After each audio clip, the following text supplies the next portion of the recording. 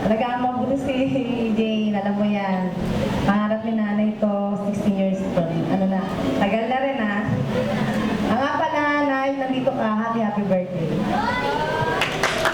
Sana bigyan mo si nanay, tatay, tapos nanay mo na rin, matay mo na maraming apo. Sige na, please. Umpisa niyo na mamaya. Thank you. Best wishes.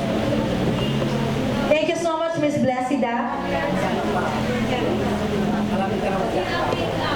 Okay, so this time, Sir Ruben, this is the best time for you to say thank you sa lahat ng taong gusto niyong pasalamatan, especially your ninongs and ninang and your parents. Nagpapasalamat po ako sa mga ninong at ninang ko, mga sidalo, at sa mga bisita, at mga kaibigan, mga mag-anak. Maraming salamat po. Saka sa magulang ko, sa magulang niya, maraming salamat po ulit. Thank you sa lahat ng mga dumalo, sa mga ninang ko, sa mga ninong tito, tita, mga pinsan ko, ganun din sa kamag-anak na Ruben. Maraming salamat din dahil naging masaya yung araw na to. Naging parte kayo ng lahat-lahat. So, maraming salamat kahit yung iba busy pumunta dito.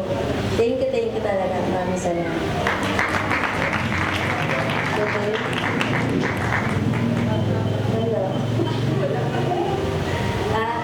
Diretso mo lang yung pagiging kalog mo, lagi mo pagpapatawa, tsaka iwas alak, joke.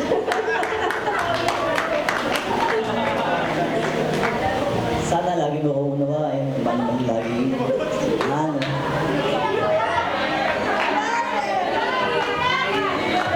Hala!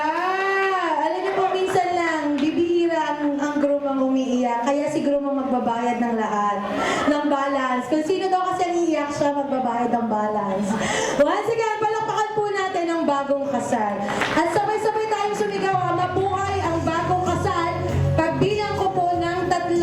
Mabuhay ang bagong kasal in 1, 2, 3! Mabuhay! Congratulations! Once again, everybody, why don't we give it up to Mr. and Mrs. Ruben and Mary Jane Baguio. A round of applause, please, everyone. Congratulations. For those of you who still want to have a picture with the couple, so please do that. Magpa-picture na po kayo. Once again, everybody, thank you so much. That will be the end of the program, but this is just the start of their new life together as one. So once again, my name is Char.